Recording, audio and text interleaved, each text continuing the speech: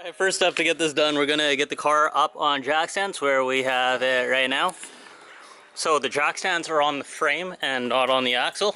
We can adjust the height of the differential when we get there. So the jack's just resting right there, and now we're going to take the wheels off.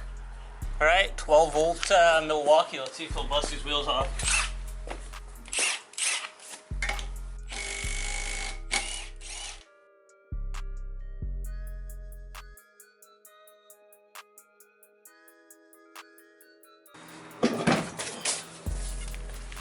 Holy, look at that spacer. Alright, now we're going to loosen up this lower shock bolt. We're going to play guess that size. 11/16. Okay, we'll do it. Easy.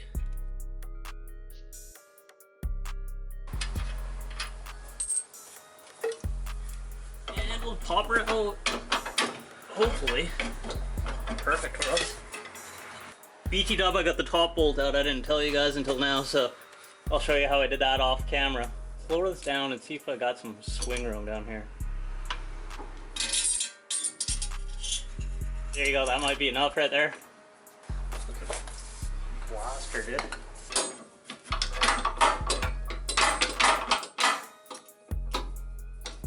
Oh, she's getting there. It worked. Working. There you go.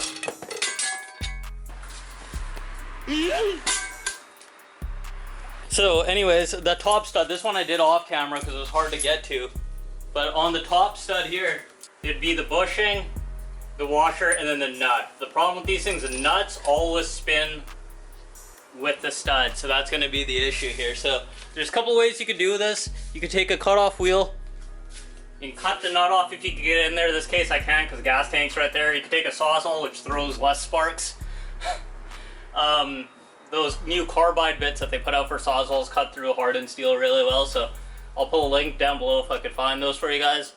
There's another tool I like called a nut splitter. I'll also link that down below if you guys are interested. That one uses doesn't generate any sparks, just kind of goes around there. Drives an anvil just by threading a nut, and it'll actually just shear that nut off. That's a good tool. In this case, I lucked out by grabbing the stud of the shock body itself. And the way I did that was really hokey. The old grandpa shears out of the toolbox, cut some slits in this boot, but ended up just shearing that part. That way I was able to get my good vice grips. So pop it on there, lock this on super, super tight, and you're able to get to the top nut. And the way that I just got to the top nut was using one of these speed wrenches and just the whole way out. What we're gonna do is we're gonna extend it on the bench by just pulling it. We want to make it long enough. There you go, twice as long right now if you guys can see. Hopefully that's able to fit in now. Now we're going to jack up the jack and hopefully thread that in, push that into the hole. Sort of having two hands would help.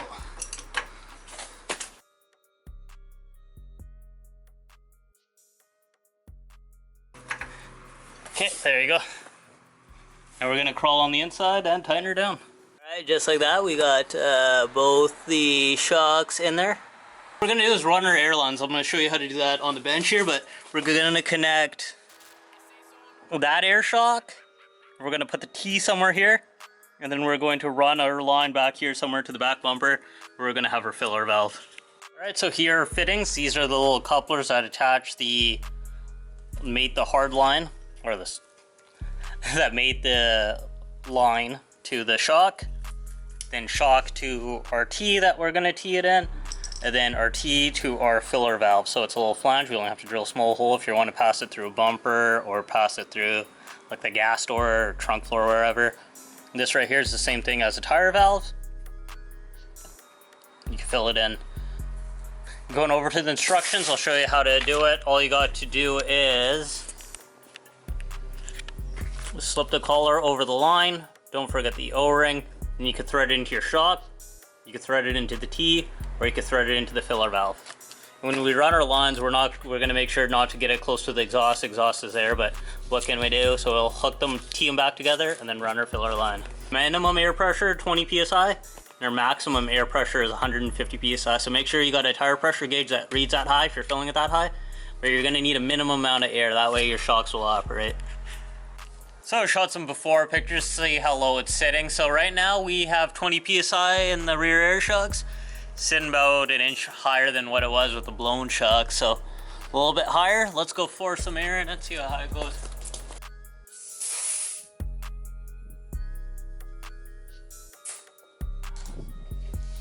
Don't know the PSI of that because my gauge only tops up at 50.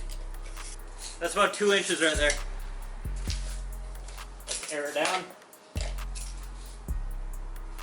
So real time airing down now.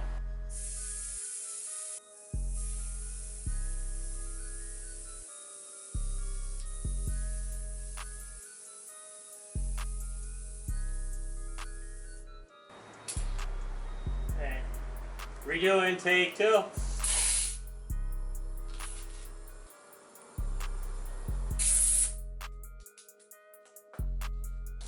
That's 2 inches up, raised up.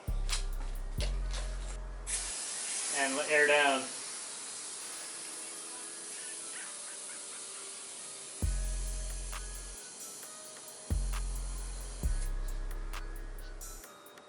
There you go, keep her nice and low, like my SAEs.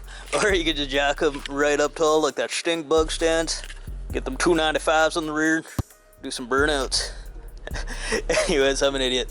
Like if you like this, subscribe to stay tuned to this build. She's looking like a hoopty because that's what it is. Thanks for watching, guys. Peace out.